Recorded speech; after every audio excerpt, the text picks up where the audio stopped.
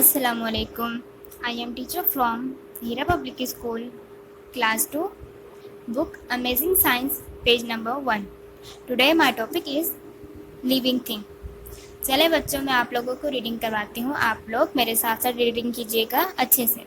Page number 1, unit number 1. Living things.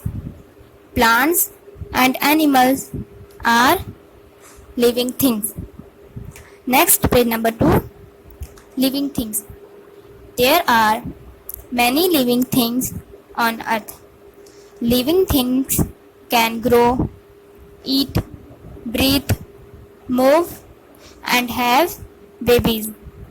Plants and animals are living things. What is the meaning of living thing? Living thing क्या है? Living thing का मतलब है जानदार अशिया. हमारी ज़मीन पर ऐसी बहुत सी चीज़ें मौजूद है जो जानदार अशिया हैं. लिविंग जानदार अशिया किन्हें कहा जाता है? जानदार अशिया वो होती हैं जो खा सकती हैं, सांस ले सकती हैं, बढ़ सकते हैं, हरकत कर सकते हैं. उन्हें लिविंग थिंग्स कहा जाता है. जैसे पौधे और जानवर जानदार अशिया हैं. Living things can grow. जानदार अशिया बढ़ सकती हैं. ठीक है, आपके पास यहाँ पे कुछ डायग्राम दी हुई हैं. डॉग, कैट, प्लांट्स, चिकन, ये सब हमारे जानदार अशिया हैं. Next, page number 3. Living things eat food. All living things need food to grow. Animals eat many kinds of food. Some animals eat only plants. Some animals eat other animals. हर जानदार को बढ़ने के लिए खाने की ज़रूरत पड़ती है. ठीक है, और कुछ जानवर जो हैं सिर्फ और सिर्फ पौधे खाते हैं और कुछ जानवर दूसरे जानवरों का गोश्त खाते हैं. Next, page number 4. Most humans eat both plants and animals and so do some animals like ants, crows and rats. ज़्यादातर इंसान सब्जियां और गोश्त खाते हैं. ठीक है, और कुछ जो जानवर हैं वो छोटे अशिया खाते हैं. जैसे कीड़े खा लिए, कौवे खाते हैं और चूहे खाते हैं. ठीक है. Green plants do not eat food like animals. They make their own food in their green leaves when the sun is shining on them. Some plants like the bitter plant catch insect. Some plants that are not green cannot make their own food. They take food from the green plants. अब हम पौधों के बारे में पढ़ते हैं. पौधे हमारी तरह या जानवरों की तरह खाना नहीं खाते. वो अपना खाना खुद बनाते हैं और जब सूरज की रोशनी उनके सब पत्तों पे पड़ती है तो वो अपना खाना बनाते हैं. ठीक है, इसी तरह कुछ पौधे जो हैं वो कीड़े मकोड़े पकड़ कर खाते हैं. इस तरह उनका खाना बनता है. जैसे आपके पास यहाँ पे डायग्राम मौजूद है. ठीक है, पिक्चर प्लांट ये कीड़े मकोड़े पकड़ कर खाता है.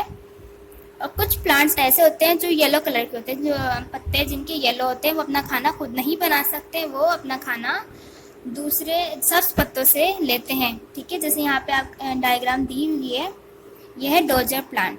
ठीक है, ये अपना खाना खुद नहीं बना सकता. ये अपना खाना ग्रीन पौधों से लेकर बनाता है.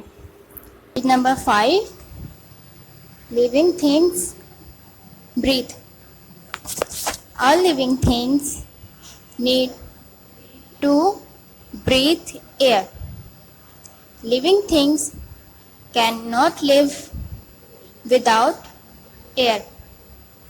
We take in air through our nose and mouth. A caterpillar takes in air through small holes on the sides of its body. A fish takes in air from the water through its gills. A plant cakes in air through small holes in its leaves called stomata. हर जानदार सांस ले सकता है, ठीक है। हर जानदार को सांस लेने के लिए हवा की ज़रूरत पड़ती है, ठीक है। हवा के बगैर कोई भी जानदार ज़िंदा नहीं रह सकते। आज मैं आप लोगों को बताऊंगी कि मुख्तलिफ जानदार मुख्तलिफ तरीके से सांस अपने अंदर हवा अपने अंदर लेते हैं, ठीक है। हम इंसान कैसे सांस लेते हैं? हम इंसान नाक और मुंह के ज़रिए हवा अपने अंदर लेते हैं, ठीक है। एक कैटरपिलर किसे कहते हैं? कैटरपिलर वो जो कुछ दिनों बाद बढ़कर तितली बन जाता है, ठीक है। वो कैटरपिलर अपने अंदर सांस कैसे लेता है? एक कैटरपिलर के जिस्म में छोटे छोटे होल्स होते हैं, छोटे छोटे सुराख होते हैं, वो उन सुराखों के ज़रिए हवा अपने अंदर लेता है, ठीक है। एक फ़िश सांस कैसे लेती है, हवा अपने अंदर कैसे लेती है? फ़िश पानी के अंदर रहकर अपने गलफड़ों के ज़रिए से हवा अपने अंदर लेती है। इसके बाद मैं आपको बताऊंगी प्लांट कैसे हवा अपने अंदर लेते हैं। प्लांट में जो पौधों में जो पत्ते होते हैं, उन पत्तों में छोटे छोटे सुराख होते हैं, वो उन सुराखों के ज़रिए हवा अपने अंदर लेते हैं। और उन सुराखों को क्या कहते हैं? उन सुराखों को कहते हैं स्टोमेटा। क्या कहते हैं? स्टोमेटा, ठीक है। Living things can move. A fish swims in water using its tail and fins. A bird flies in air using its wings.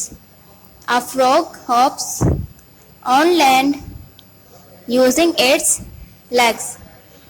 A snake glides on land using its body. We walk, run and jump using our legs. Plant also move.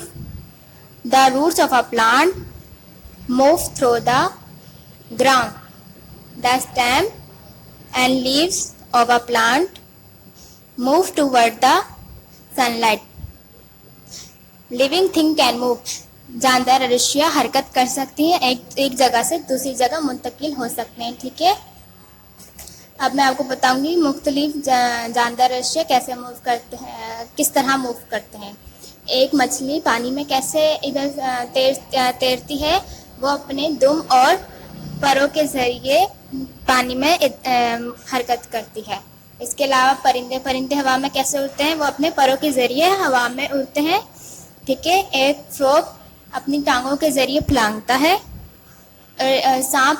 सांप अपने जिस्म के ज़रिए ज़मीन पर रेंगता है, ठीक है। और हम इंसान पता है अपने पैरों पर चल फिर सकते हैं, भाग दौड़ सकते हैं, ठीक है। इसके अलावा प्लांट्स भी हरकत कर सकते हैं। प्लांट्स की जो जड़ें हैं वो ज़मीन के अंदर होती हैं और वो फैलती हैं, और इस तरह पौधे भी हरकत करते हैं। और पौधे के जो पत्ते तने सूरज की रोशनी की तरफ बढ़ते हैं, ठीक है। Living things have babies. All living things have babies which grow big and look like their parents. A plant has flowers which make seeds. Seeds grow to make new plant. तमाम जानदारों में बच्चे होते हैं, ठीक है, जो बड़े होकर अपने पेरेंट्स की तरह दिखते हैं, जैसे कि आप लोग हैं, फिर आप लोग भी अपने पेरेंट्स की तरह दिखते हैं, ठीक है। इसी तरह जानवरों में भी है, जानवरों के बेबी होते हैं और वो भी अपने पेरेंट्स की तरह दिखते हैं। आप लोगों ने कैट्स देखी होंगी, बिल्ली, उनके बेबी होते हैं, वो किसकी तरह दिखते हैं? वो भी अपने पेरेंट्स की तरह दिखते हैं, ठीक है, वालिदैन की तरह। इसी तरह डॉग्स भी, ठीक है, वो भी अपने पेरेंट्स की तरह दिखते हैं। इसी तरह काऊ हो गई, मंकी, कैंगरू, शेर, लॉन वगैरह, ये सब इनके बेबी होते हैं और ये अपने पेरेंट्स की तरह दिखते हैं, ठीक है। पौधों में आप लोगों ने फूल देखे होंगे, उन पौधों में और फूल में बीज होते हैं, ठीक है। और वो बीज किस लिए होते हैं? वो बीज नए पौधे बनाने के लिए उगते हैं, ठीक। मैंने आप लोग को ये चैप्टर अच्छे से पढ़ाया है, रीड करवाया है, समझाया है। उम्मीद करते हैं आपको अच्छे से समझ आ गया होगा। अब मैं आप लोगों को इसका बुक वर्क करवाऊंगी। Page number 7, question number 1, name 5 things that living things can do. मैं आपको फिर से सवाल रीड कर देती हूँ। Name 5 things that living things can do. आपने 5 चीज़ें ऐसी लिखनी है जो जानदार अशिया कर सकती हैं, ठीक है।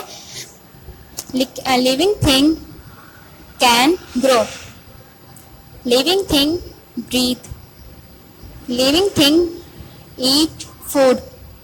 Living thing have babies. Living thing can move.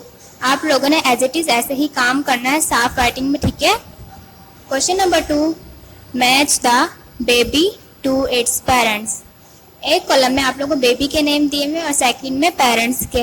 ये मैं आप लोगों को सवाल एक्सप्लेन कर देती हूँ, आप लोग खुद करेंगे, ठीक है। आपने बेबी नेम को उनके पेरेंट के साथ मैच करना है।